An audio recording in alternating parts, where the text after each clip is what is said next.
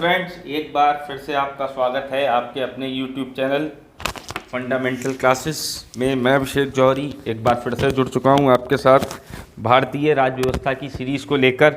और जैसा कि हम संविधान के भाग 6 में चल रहे हैं और हमने राज्यों के बारे में, राज्य की कार्यपालिका और व्यवस्थापिका के बारे में पूरी चर्चा कर ली है। तो कल भी मैं आपको बता रहा था किसी भी को पढ़ने के लिए या किसी भी राज्य की या केंद्र की प्रणाली को पढ़ने के लिए उसमें 3 पार्ट्स होते हैं: कार्यपालिका, व्यवस्थापिका और न्यायपालिका। और कार्यपालिका और न्यायपालिका जो हमारे संविधान के हिसाब से एक दूसरे से स्वतंत्र होनी चाहिए। तो हम राज्यों की अगर बात करें तो हमने उसकी कार्यपालिका को पूरा समझ लिया है। आप मेरी पिछली वीडियो देखिएगा, उसमें पूरी कार्यपालिका, राज्यपाल, चीफ मिनिस्टर, जितने भी मिनिस्टर हैं। उसके बाद फिर हमने बात करी थी लाइव क्लास में व्यवस्थापिका की, मतलब राज्यों की विधानमंडल की, विधान परिषद की, विधान सभा की। आज हम बात करने जा रहे हैं, जैसे कि वहाँ पर भी हमने सुप्रीम कोर्ट की बात करी थी हमारी जुडिशरी में, ऐसे ही जब संविधान के भाग 6 में अगर आपसे पूछा जाए सर्वोच्च न्यायालय का उल्लेख कहाँ है, तो संविधान के भाग 5 में है।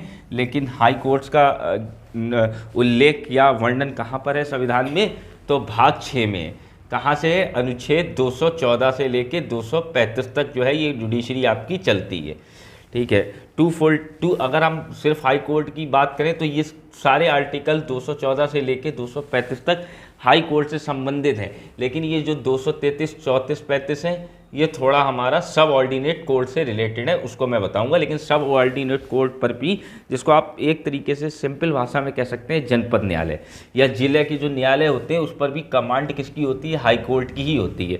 तो यहाँ पर आप देखिए 214 से लेके 235 तक ज़्यादातर क्वेश्चन जो होते हैं जुडिशरी में वो सुप्रीम कोर्ट से पूछे जाते हैं। लेकिन अगर आप स्टेट का एग्ज़ाम दे रहे हैं पर्टिकुलर, तो आपको जो है हाई कोर्ट की भी जानकारी होनी चाहिए कि हाई कोर्ट का प्रावधान संविधान के कौन से अनुच्छेद में किया गया है। जिस तरीके से अनुच्छेद 124 में मैंने आपको बताया था कि भारत का एक सर्वोच्च न्यायालय होगा और वो कहीं भी अपनी बेंच लगाकर जो है सुनवाई कर सकता है। जैसे हमने देखा था जो सर्वोच्च न्यायालय है वो दिल्ली में है सुप्रीम कोर्ट, लेकिन वो लखनऊ में भी लगा देता है, इलाहाबाद में भी बेंच लगा देता है। लेकिन अगर हम उच्च न्यायालयों की बात करें तो संविधान के अनुच्छेद 214 में ये कहा गया कि प्रत्येक राज्य का एक जो है राज्य के अंदर हाई कोर्ट या न्याय प्रणाली के लिए एक उच्च न्यायालय का होना जरूरी है। कहाँ पर बात करी गई है संविधान में जुडिशरी के लिए या न्याय के लिए?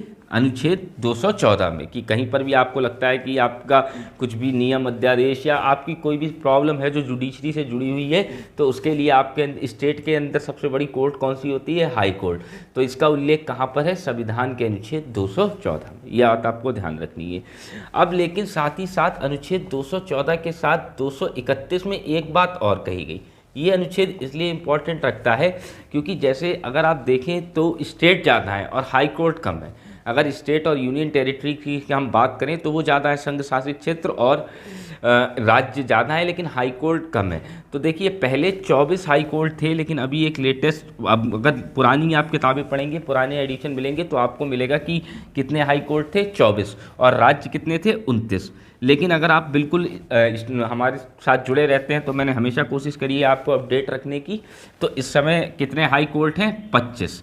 और स्टेट आपको पता है जम्मू कश्मीर हट जाने की वजह से कितने रह गए? 28। और यूनियन टेरिटरी जो थी 7 की जगह अब कितनी हो गई हैं? 9। एक कौन सी बढ़ गई है? जम्मू और लद्दाख। तो ये आप मेरी जो वीडियो की संविधान का जब मैं भाग 1 ले रहा था राज्यों का, तो उस वीडियो को आप देखेंगे तो ये पूरी डिटेल आपको मिल जाएगी। तो प्रेजेंट टाइम में ये सबसे लेटेस्ट आप याद रखिएगा अपने वनडे एग्जाम के लिए कि वर्तमान में भारत में कितने उच्च न्यायालय हैं? 25। तो और स्टेट कितने हैं? ज़्यादा हैं। पहले भी 29 स्टेट थे, 24 हाई कोर्ट है, आज 28 स्टेट है, 25 हाई कोर्ट है।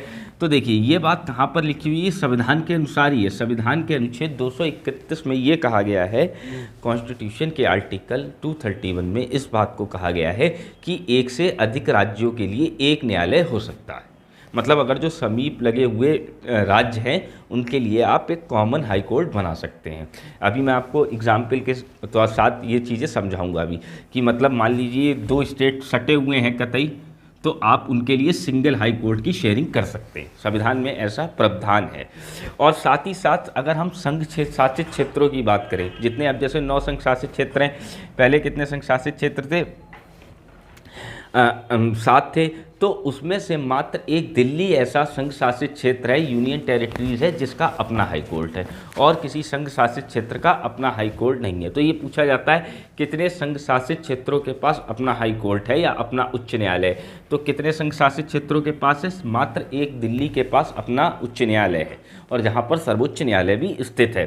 ठीक है, तो हाई कोर्ट का जिक्र संविधान में कहाँ होता है? 214 आर्टिकल में। और वर्णन कहाँ, ये बात कहाँ पर है कि एक से ज़्यादा राज्य जो हैं या संघ शासित क्षेत्र हैं वो अपने समीप या निकटवर्ती हाई कोर्ट को यूज़ करेंगे कॉमन रूप में। तो ये बात कहाँ पर कही गई है? संविधान के अनुच्छेद 231 में।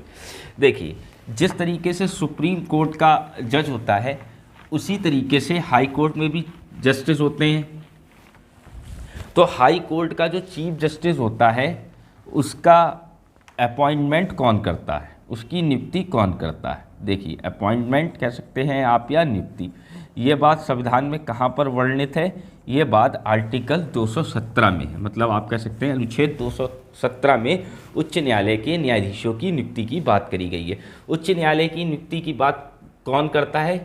इनका भी अपॉइंटमेंट राष्ट्रपति करता है। जिस तरीके से सर्वोच्च न्यायालय के मुख्य न्यायाधीश या अन्य न्यायाधीशों की नियुक्ति राष्ट्रपति करता है, उसी तरीके से उच्च न्यायालय के भी जो जज होते हैं हाई कोर्ट के, उनकी नियुक्ति कौन करता है? राष्ट्रपति करता है। देखिए, राष्ट्रपति जैसे यहाँ पर क्या करता है कि राज्यपाल से परामर्श ले सकता है उस राज्य के पर्टिकुलर किसी राज्य के लिए अगर किसी जज की अपॉइंटमेंट कर रहा है, और साथ ही साथ वहाँ का हाई कोर्ट है उसके जो सीनियर जज हैं, तो एक न्यायाधीश मंडल जो जिक्र आपने वहाँ पर भी देखा था सुप्रीम कोर्ट में, वही सेम प्रोसीजर यहाँ पर भी लगता है। तो एक न्यायाधीश मंडल के परामर्श पे राष्ट्रपति जो है वो उच्च न्यायालय के जज की नियुक्ति करता है। किसको नियुक्त करेगा? अब बात आता है भाई किसको नियुक्त करेगा, उसकी एलिजिबिलिटी क्या होनी चाहिए। हाई कोर्ट के जज को नियुक्त करने के लिए क्या एलिजिबिलिटी होनी चाहिए? तो एक एलिजिबिलिटी तो आप हमेशा ध्यान रखते हैं कि भारत में किसी भी संवैधानिक पद को धारण करने के लिए वो कैसा नागरिक हो? इंडिया का सिटीजन हो, वह भारत का नागरिक हो। और ये चीज़ वहाँ पर भी है, मैं इसलिए जो चीज़ आपको पढ़ा चुका हूँ और जो थोड़ी सी मिलती है जैसे जुडिशरी, तो इसीलिए मैं इंटीग्रेट होकर पढ़ाता हूँ कि आपकी अगर कोई पिछली चीज़ आपने वीडियो नहीं देखी या कुछ भूल गए हैं तो आपको जो है वहाँ से डाउट क्लियर हो जाए। तो देखिए, वह भारत का नागरिक हो, उसकी आयु 62 वर्ष से कम हो, 62 वर्ष पे सेवानिवृत्त हो जाएगा, रिटायर हो जाएगा। अब हाई कोर्ट में क्या होता था, वो सुप्रीम कोर्ट में क्या होता था? सुप्रीम कोर्ट में भी यही एलिजिबिलिटी थी, वह भारत का नागरिक हो लेकिन वह कितने वर्ष तक काम करता था? उसकी आयु 65 ईयर से कम हो।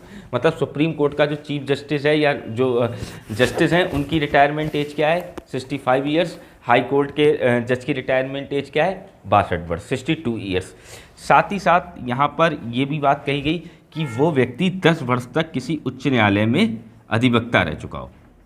मतलब जिसको जज बनाया जा रहा है वो खुद 10 सालों तक जो है किसी कोर्ट में, किसी हाई कोर्ट में क्या रह चुका हो, एक या एक से ज़्यादा, मतलब 10 ईयर का उसके पास एज अ एडवोकेट का एक्सपीरियंस हो हाई कोर्ट का। तो ऐसे व्यक्ति को जो है राष्ट्रपति, राज्यपाल और न्यायाधीश मंडल के परामर्श से जज नियुक्त कर सकता है। देखिए, यहाँ पर एक बात है कि हाई कोर्ट का जो जज होता है वो क्या होता है कि रिटायरमेंट होने के बाद या अपना त्यागपत्र होने के बाद अपनी निजी वकालत कर सकता है, सिर्फ उस हाई कोर्ट को छोड़कर जिसमें उसने काम किया है। जैसे सपोज करिए कोई बॉम्बे हाई कोर्ट से रिटायर हुआ है या त्यागपत्र देता है, तो वो अपनी अगर प्रैक्टिस करना चाहता है तो वो कहाँ कर सकता है? कलकत्ता के हाई कोर्ट में कर सकता है, पटना के हाई कोर्ट पर कर सकता है, उस पर कोई रोक नहीं है। बहुत बारीकी सा क्वेश्चन है, लेकिन सुप्रीम कोर्ट के चीफ जस्टिस के पास रिटायरमेंट होने के बाद या उस संवैधानिक पद को धारण करने के बाद निजी वकालत करने का अधिकार नहीं होता। जब सुप्रीम कोर्ट का जज अपने पद से चला जाता है चीफ जस्टिस, तो उसके निजी वकालत करने का अधिकार नहीं होता है। लेकिन अगर हम बात करते हैं हाई कोर्ट के जज की, तो हाई कोर्ट के जज के पास अपनी निजी वकालत करने की अधिकार है, लेकिन सिर्फ मात्र उस कोर्ट को छोड़ के जिसका वो जस्टिस रह चुका है। फॉर एग्जाम्पल मैंने आपको बता दिया, अगर वो बॉम्बे कोर्ट में रह चुका है तो वो बॉम्बे को छोड़ के जितने 24 हाई कोर्ट हैं वहाँ पर अपनी निजी वकालत आगे भी जारी रख सकता है। ठीक है, तो ये बात हो गई। अब आप समझेंगे कि देखिए सुप्रीम कोर्ट तो एक ही होता है, तो कई बार एक क्वेश्चन ये पूछा जाता है कि ट्रांसफ़र कौन से जो उच्च न्यायालय के न्यायाधीश हैं उनके स्थानांतरण की, उनके ट्रांसफ़र की भी प्रक्रिया बताई गई है। तो पूछा जाता है कि उच्च न्यायालय के न्यायाधीशों की स्थानांतरण प्रक्रिया का उल्लेख संविधान के कौन से अनुच्छेद में है।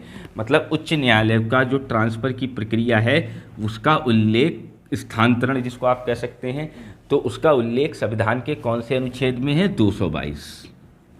कहाँ पर है?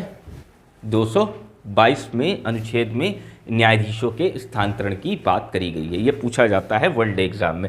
और यूपीएसआई आप पढ़ रहे हैं तो आपको जुडिशरी और कॉन्स्टिट्यूशन जो है उस पर बहुत अच्छी कमांड होनी चाहिए, क्योंकि जीएस में ज़्यादातर क्वेश्चन जो है वो जीएस इस कॉन्स्टिट्यूशन और आपके जो हैं जुडिशरी वगैरह से, जितनी भी इंडियन पॉलिटी है वहाँ से रहते हैं। देखिए अब बात आती है कि उच्च न्यायालय के न्यायाधीश को शपथ कौन दिलाता है। देखिए शपथ इसको दिलाएगा राज्यपाल। ये ही बस यहाँ पर डिफरेंस ध्यान रखिएगा। वहाँ पर नियुक्ति कौन कर रहा था? राष्ट्रपति, सुप्रीम कोर्ट के मैटर में। ओथ भी कौन दिला रहा था? राष्ट्रपति। लेकिन यहाँ पर अगर हम बात करें तो राज्य में नियुक्ति हो रही है, तो राज्य का सबसे बड़ा संवैधानिक अधिकारी कौन है? राज्यपाल है कॉन्स्टिट्यूशन के हिसाब से। तो उच्च न्यायालय के न्यायाधीश को शपथ कौन दिलाता है? राज्यपाल शपथ दिलाता है। ठीक है।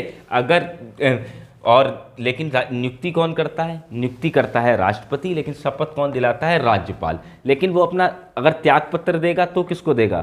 तो आपको मैंने कई बार ये पूरी सीरीज में बताता चला आ रहा हूँ कि जो अपॉइंटिंग अथॉरिटी होती है उसी को आप अपना रेजिग्नेशन देते हो। तो अगर आप रेजिग्नेशन देने की बात करोगे तो वो आप किसको दोगे? राष्ट्रपति को। ये डिफरेंस यहाँ पर, यही क्वेश्चन जो कंफ्यूज करते हैं बच्चों को, तो वो पूछे जाए शपथ कौन दिलाएगा? राज्यपाल। लेकिन त्यागपत्र और नियुक्ति कौन देगा? त्यागपत्र कौन स्वीकार करेगा और नियुक्ति कौन करेगा? राष्ट्रपति। हमेशा ध्यान रखिए जो अपॉइंटिंग अथॉरिटी होगी वही रेजिग्नेशन आपका एक्सेप्ट करेगी या आपसे पद से टर्मिनेट करेगी। तो ये दोनों काम किसके अधिकार किसके पास है? राष्ट्रपति के पास। लेकिन शपथ का कार्यक्रम संविधान के अनुसार किसे दिया गया है? राज्यपाल को। अब देखिए इसकी अगर हम वेतन की भी बात करें तो देखिए इसका जो वेतन होता है वो उस पर्टिकुलर स्टेट की संचित निधि देती है। मतलब स्टेट की जिम्मेदारी होती है हाई कोर्ट के जज का वेतन देना। हाई कोर्ट के न्यायाधीश का वेतन कौन देगा? सैलरी कौन देगा? राज्य की संचित निधि से। वहाँ पर कहाँ से दिया जाता है? सुप्रीम कोर्ट में भारत की संचित निधि से। जो भारत सरकार की संचित निधि है, संसद पर जिसका अधिकार होता है वहाँ से दिया जाता है। यहाँ विधानमंडल का जिसका अधिकार होता है, तो वेतन कहाँ से दिया जाता है? राज्य की संचित निधि से। लेकिन अगर हम पेंशन की बात करें तो पेंशन के लिए राज्य उत्तरदायी नहीं है, क्योंकि अपॉइंटमेंट अथॉरिटी किसके पास थी? राष्ट्रपति के लिए, और वो राष्ट्रपति के सहमति पर उस राज्य के लिए कार्य कर रहा था। लेकिन जब पेंशन की बात आएगी तो पेंशन उसकी भारत की संचित निधि देगी। मतलब सेंट्रल गवर्नमेंट का जो अकाउंट है, पार्लियामेंट का, लेजिस्लेचर का। तो ये कई बार पूछा जाता है कि उच्च न्यायालय का वेतन किस पर भारित होता है? तो राज्य की संचित निधि पर। मतलब स्टेट पे ये लोड है हाई कोर्ट के जज को सैलरी देना। लेकिन अगर पेंशन देने की बात आएगी तो पेंशन वो नहीं देती है। पेंशन कौन देती है? भारत सरकार जो होती है। मतलब संसद की जो भारत की संचित निधि होती है, इस पर पार्लियामेंट का अधिकार है। संचित निधियों के बारे में आपको जानना है, सरकार के कितने कैसे अकाउंट हैं, उन सब की डिटेल लेनी है, तो उसकी आपको अलग से वीडियो पड़ी हुई है, प्लेलिस्ट आप खोलेंगे तो मिल जाएगी। क्योंकि अब चीज़ें मैं काफ़ी बढ़ा दी हैं, आगे पहुँच गए हैं, तो इसीलिए ये सारी चीज़ें मैंने आपको बता रखी हैं। पहली बार इसका नाम आप नहीं सुन रहे हैं, अगर आप पहली बार वीडियो देख रहे हैं तो उसमें आर्टिकल 266 और 267 में जो खाते होते हैं, जैसे संचित निधि, लोक खाता निधि, आकस्मिक निधि, राज्यों की भी होती हैं और आपकी भारत सरकार की भी होती हैं, तो उन सब का वर्णन वहाँ पर आपको मिल जाएगा। तो उस वीडियो को देखें। और मैंने आपसे शुरू से कहा है कि एक क्रमबद्ध तरीके से अगर आप वीडियो को हमारी देख लेंगे सारी पॉलिटी को, तो आपको लगभग 80 क्वेश्चन करने के लिए बुक्स भी उठाने की ज़रूरत नहीं पड़ेगी। इतनी डिटेल में मैंने सारी चीज़ें वहाँ पर आपको समझा रखी हैं। ठीक है। तो अगर वीडियो अच्छी लगे तो हमारे चैनल को लाइक, शेयर, वीडियो को शेयर जरूर कर दिया करें अगर आपको पसंद आती है। ठीक है। तो पेंशन किस पे भारित होती है? भारत की संचित निधि पर। तो ये बात तो हो गई उच्च न्यायालय के न्यायाधीश की नियुक्ति कैसे होती है, शपथ कहाँ होती है, पेंशन कहाँ से होती है। अब देखिए इस पर और क्वेश्चन आते हैं कि उच्च न्यायालय के पास क्या अधिकार हैं या क्या शक्तियाँ हैं उच्च न्यायालय की। तो देखिए जैसे सर्वोच्च न्यायालय में मैंने आपको शक्तियाँ पढ़ाई थी, इसी तरीके से उच्च न्यायालय के पास क्या शक्तियाँ हैं। देखिए कुछ मैटर में ये सर्वोच्च न्यायालय से थोड़ा सा, अगर हम बात करें रिट पे, जो रिट पावर है, रिट डालने की जो शक्ति है, वो जैसे मैंने आपको बताया था कि सुप्रीम कोर्ट के पास जो रिट शक्ति है उसका उल्लेख जो है वो संविधान के अनुच्छेद 137 में है। लेकिन वो किससे संबंधित है? वो मूल अधिकारों से संबंधित हैं। लेकिन अगर आपके किसी मौलिक अधिकार का हनन होता है तो आप उसकी रिट या कहाँ पर दाखिल करते हो? PIL या रिट सर्वोच्च न्यायालय में। लेकिन अगर पूछा जाए किसकी रिट शक्ति ज़्यादा व्यापक है, उच्च न्यायालय की कि सर्वोच्च न्यायालय की, तो सर्वोच्च न्यायालय की जो रिट शक्ति है जिसका वर्णन अनुच्छेद 226 में है वो ज़्यादा व्यापक है, क्योंकि वहाँ सिर्फ आप मौलिक अधिकारों से संबंधित अगर कोई मैटर है तो उस केस में रिट डाल सकते हैं, लेकिन उच्च न्यायालय में आप अन्य मैटरों में भी रिट दाखिल कर सकते हैं। तो अनुच्छेद 226 में ये बात आपको ध्यान रखनी है। ये यहाँ पर ये क्वेश्चन इसलिए पूछा जाता है क्योंकि ये वाली जो शक्ति है वो सर्वोच्च न्यायालय की शक्ति से हाई कोर्ट के पास व्यापक है। तो आपसे पूछा भी जाएगा कि कौन से अनुच्छेद में इसका जिक्र है, तो अनुच्छेद 226 में इसका जिक्र है। इसी तरीके से इसके पास अभिलेख न्यायालय की शक्ति भी है। अभिलेख न्यायालय की शक्ति का मतलब हो गया कंटेम्प्ट ऑफ कोर्ट आप नहीं कर सकते। जैसे मैंने सुप्रीम कोर्ट में भी बताया था आपको आर्टिकल 129, उसी तरीके से हाई कोर्ट का भी जो है उस राज्य के अंदर हाई कोर्ट ने अगर कोई डिसीजन दे दिया है तो वो आपको मानना होगा, जब तक उसकी आप सुप्रीम कोर्ट में अपील कर सकते हैं। सिर्फ ये पॉसिबिलिटी है, लेकिन जब तक अगर आप नहीं करते तो उस निर्णय को आपको स्वीकार करना होगा। तो कंटेम्प्ट ऑफ कोर्ट नहीं कर सकते हैं। उसके जज के खिलाफ आप विधानमंडल में जब तक उसको हटाने का प्रावधान ना लाया गया हो तब तक उस पर कोई चर्चा नहीं कर सकते हैं। तो अभिलेख न्यायालय की शक्ति है, रिट पावर है। रिट ध्यान इसलिए रखना है क्योंकि ये उससे व्यापक है। दूसरी, इसके पास भी अपीलीय शक्ति होती हैं।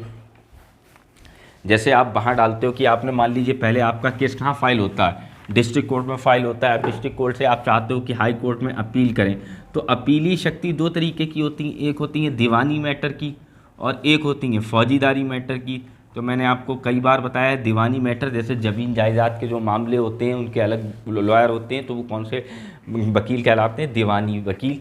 तो ऐसे उसको कहते हैं दीवानी मैटर। जो क्राइम से रिलेटेड होते हैं जैसे चोरी, वो क्राइम से रिलेटेड होते हैं जैसे चोरी हो गया, मर्डर हो गया, रेप हो गया, तो ये सारे किस में मामले आते हैं, फौजीदारी में, जो क्रिमिनल माने हैं। मतलब सीपीसी, इसको शॉर्ट में बोलते हैं सीपीसी। सिविल मैटर्स जो होते हैं इसको बोलते हैं सीआरपीसी। क्रिमिनल जो प्रोसीजर होता है सीपीसी और सीआरपीसी। तो अब क्या होता है, दीवानी मैटर अगर कोई 5,000 रुपये से ऊपर का है तब आप उसको जो है कहाँ पर अपील कर सकते हैं, सुप्रीम कोर्ट में अपील कर सकते, वो हाई कोर्ट में डिस्ट्रिक्ट कोर्ट से अपील कर सकते हैं। इसी तरीके से अगर किसी को 7 वर्ष से ज़्यादा का कारावास, इससे नीचे आप कोई फौजीदारी मैटर है तो उसका अगर डिस्ट्रिक्ट कोर्ट ने निर्णय दे दिया तो वो मान्य होता है, लेकिन अगर किसी को 7 साल से ऊपर की सज़ा दे दी है तो उसके लिए अपील कहाँ करी जा सकती है, हाई कोर्ट में अपील करी जा सकती है। और हाई कोर्ट की एक शक्ति और है, अनुच्छेद 134A जो मैंने आपको सुप्रीम कोर्ट में बताई थी। जब हाई कोर्ट से सुप्रीम कोर्ट में कोई अपील जाती है तो सिर्फ कुछ पर्टिकुलर मैटर को छोड़ के हाई कोर्ट एक तरीके से प्रमाण पत्र जारी करेगा, तभी आप जो है सुप्रीम कोर्ट में उसके खिलाफ अपील कर पाएंगे। अगर सुप्रीम कोर्ट, हाई कोर्ट ये प्रमाण पत्र जारी नहीं करेगा डॉक्यूमेंट, तब तक वहाँ पर अपील नहीं हो सकती। तो ये भी इसकी एक शक्ति के अंतर्गत आता है। साथ ही साथ मैंने आपको बताया जैसे अनुच्छेद 233, 234, 35 में जनपद न्यायालयों की बात है, जिसको हम कहते हैं, यहाँ पर समझ लीजिए जनपद न्यायालय क्या होते हैं, तब आपकी supreme court, high court, district court ये तीनों खत्म हो जाएंगी। सब ऑर्डिनेट कोर्ट, देखिए सब ऑर्डिनेट कोर्ट को आप सिंपल भाषा में समझ सकते हैं जनपद न्यायालय। जो जिला के अंदर आपके वो होते हैं कोर्ट होते हैं उनको कहते हैं डिस्ट्रिक्ट कोर्ट। डिस्ट्रिक्ट कोर्ट में किसका प्रावधान है, डीजे का, डिस्ट्रिक्ट जज का। किसका प्रावधान है, डिस्ट्रिक्ट जज का। ये बात कहाँ पर है, अनुच्छेद 233 में। इसकी नियुक्ति कौन करता है, इसका अपॉइंटमेंट करता है राज्यपाल। ये ध्यान रखिएगा, जनपद का जो न्यायालय होता है, जनपद न्यायाधीश होता है, उसकी नियुक्ति कौन करता है, क्या करता है, कौन करता है, राज्यपाल करता है। ठीक है। और साथ ही साथ डिस्ट्रिक्ट कोर्ट में क्या होता है, कई तरीके के और होते हैं। जैसे आप लोक सेवा आयोग के पेपर देंगे तो आप देखेंगे PCS J का फॉर्म निकलता है। तो कई न्यायिक अधिकारी और भी होते हैं जो धीरे धीरे होते होते डिस्ट्रिक्ट जज की पोस्ट तक पहुँचते हैं। उन सबका नियुक्ति कौन करेगा, राज्यपाल करेगा, या फिर जो राज्य लोक सेवा आयोग होता है, union public service commission state का, तो वो जो होता है उनकी नियुक्ति करता है। और 227 और 235 अनुच्छेद में ये कहा गया है कि इन कोर्ट्स पे पूरा होल्ड किसका होगा, पूरा कंट्रोल किसका होगा, हाई कोर्ट का होगा। तो ये भी जो अधीनस्थ न्यायालय हो गए या सब ऑर्डिनेट कोर्ट हो गए, तो उस पर नियंत्रण या अधीक्षण करने की पावर भी किसके पास है, उच्च न्यायालय के पास है। अगर आपको मैं सही बताऊं तो जनपद न्यायाधीश जो होता है वो एक DM से भी ज़्यादा बड़ी पोस्ट होती है। मतलब जिला अधिकारी से भी बड़ी पावर होती है जनपद न्यायाधीश की। अगर जनपद, आप ऐसे समझिए, अगर डिस्ट्रिक्ट जज ने डीएम को बुला लिया तो डीएम को आना ही पड़ेगा, लेकिन अगर डीएम की किसी मीटिंग में डिस्ट्रिक्ट जज नहीं जाता है तो कोई बात नहीं है, उसको वो प्रेशर नहीं बना सकता, क्योंकि ये जुडिशरी से जुड़ा हुआ सिस्टम है। इसलिए डीएम से बड़ी पोस्ट किसकी आप कह सकते हैं, डीजे की या डिस्ट्रिक्ट जज की होती है किसी जिले के अंतर्गत। ठीक है, तो ये बातें रही कुछ हाई कोर्ट से जो प्रश्न आपके आते हैं वो मैंने बता दिए। कुछ प्रश्न और हैं जो पूछ लेते हैं, वरना हाई कोर्ट में आप इसका अगर पेपर करने बैठेंगे इसकी क्वेश्चन लेके तो आपको इससे बाहर क्वेश्चन नहीं मिलेंगे हाई कोर्ट से। देखिए, हाई कोर्ट में आपसे ये कई बार ये पूछ लिया जाता है कितने हाई कोर्ट हैं, मैंने आपको बता दिया 25 हाई कोर्ट हैं। अब आपसे ये पूछ लिया जाता है कई बार इस तरीके की क्वेश्चन कि सबसे पुराना हाई कोर्ट कौन सा है, सबसे पुराना हाई कोर्ट कौन सा है भारत के अंतर्गत। जो 25 न्यायालय हैं उन 25 न्यायालय में सबसे पुराना या ओल्ड हाई कोर्ट कौन सा है। तो देखिए, सबसे जो अंग्रेज़ों के टाइम से ही है, सबसे पुराना हाई कोर्ट है Calcutta high court. Calcutta high court जो है वो सबसे पुराना है, क्योंकि आप जब हिस्ट्री में पढ़ा रहा हूँगा, जब उधर लेके चलेंगे पश्चिम बंगाल की तरफ से, तो पश्चिम बंगाल और बॉम्बे का जब विभाजन होता है प्रेसिडेंसी, तो वहाँ पर भी इस न्यायालय की स्थापना हो चुकी थी और ये हाई कोर्ट बन चुका है 1862 में। कब बना है, 1862 में कलकत्ता में। इसी तरीके से आपको ध्यान रखना है सबसे लेटेस्ट हाई कोर्ट कौन सा है। सबसे लेटेस्ट हाई कोर्ट, जैसे 24 हाई कोर्ट थे तो सबसे लेटेस्ट हाई कोर्ट कौन सा है, तेलंगाना। जब आंध्र प्रदेश से अलग होकर तेलंगाना राज्य बना है तो तेलंगाना का अपना एक हाई कोर्ट बना है और ये इस्टेब्लिश हुआ है 2014 में। ठीक है, तो एक तो 2 प्रश्न आपके यहाँ से बनते हैं कि सबसे पुराना हाई कोर्ट कौन सा है, कलकत्ता। इसके बाद अगर आप बात करेंगे तो है बॉम्बे, फिर है मद्रास हाई कोर्ट। सबसे लेटेस्ट कौन सा है, तेलंगाना। अब एक प्रश्न आपका यहाँ से ये बनता है कि जैसे मैंने आपको बताया कि कुछ राज्य जो होते हैं वो कोर्ट्स को शेयर करते हैं, तो कई बार पूछा जाता है कि जैसे मान लीजिए गोवा है, अपने निकटतम राज्य के जो गोवा जिनमें हाई कोर्ट नहीं है, अपने निकटतम राज्य के हाई कोर्ट को कॉमन हाई कोर्ट के रूप में यूज़ करते हैं। तो आप जैसे बताइए, गोवा है, गोवा किसका यूज़ करेगा। तो अगर आप वीडियो को पॉज करें और थोड़ा सा दिमाग लगाएं, अब भारत का मैप देखेंगे तो गोवा के नज़दीक क्या है, बॉम्बे। तो गोवा किसका यूज़ करता है, बॉम्बे हाई कोर्ट। गोवा और मुंबई जो है, महाराष्ट्र है, उनके लिए सेम हाई कोर्ट है। कौन सा हाई कोर्ट है, बॉम्बे। इसी तरीके से उत्तर पूरब के जो राज्य हैं, जैसे असम हो गए, मिजोरम हो गया, अरुणाचल प्रदेश हो गया, तो ये जो राज्य हैं ये इनका कॉमन हाई कोर्ट है असम का गुवाहाटी। तो इससे बाहर मेरी डेफिनेटली 100% आपसे गारंटी है कि आपको यूपीएसआई या किसी भी वनडे एग्ज़ाम में हाई कोर्ट से बाहर क्वेश्चन नहीं मिलेंगे। तो हमारी ये जो संविधान का भाग 6 आज समाप्त होता है। अब हम आपको लेके चलेंगे, इसमें हमने कार्यपालिका को देख लिया, व्यवस्थापिका को देख लिया, जुडिशरी को देख लिया। अब अगली मुलाकात में हम आपको पंचायत की तरफ लेकर चलेंगे, फिर तीनों प्रणाली आपको समझ में आ जाएंगी, केंद्र, उसके नीचे राज्य, उसके नीचे आपका पंचायत, फिर कुछ और बातें हैं, फिर पॉलिटी की सीरीज़ में फिर हम आपसे मिलते हैं। अगर वीडियो अच्छी लगी हो तो वीडियो को शेयर, लाइक ज़रूर करें, चैनल को सब्सक्राइब। Thank you.